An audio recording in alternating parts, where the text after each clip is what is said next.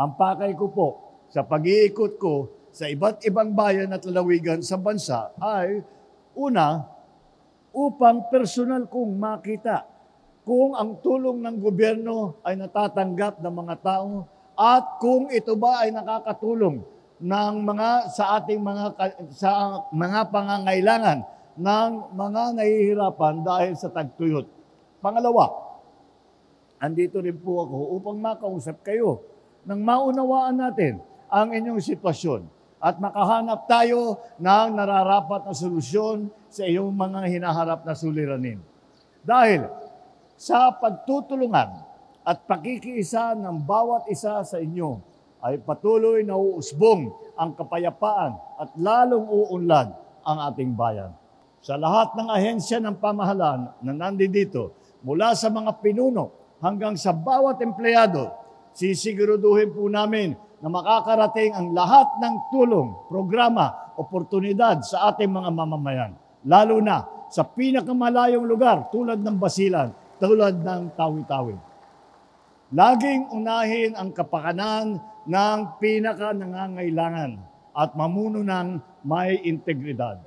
Ito ay ang hinihingi natin at ito ang kailangan natin na sa isang bagong Pilipinas.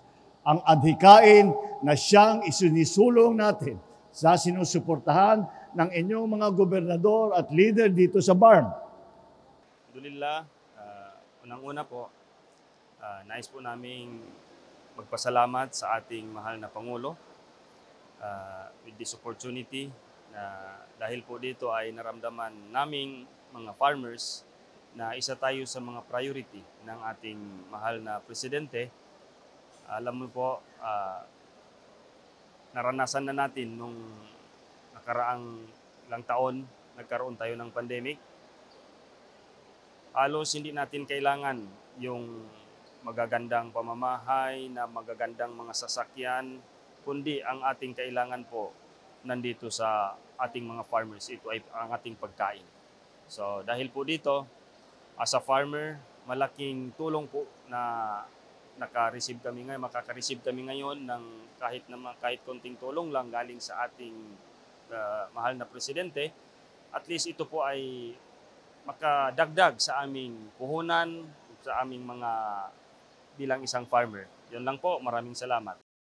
Bismillahirrahmanirrahim. Assalamualaikum. Kami po sir, maraming salamat po sir sa ganitong serbisyo. Nagpapasalamat talaga po kami sir.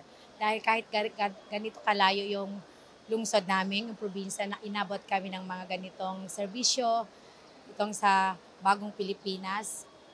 Maraming salamat po sir dahil malaking karangalan po na inabot kami sa mga ganitong serbisyo na nakaabil kami.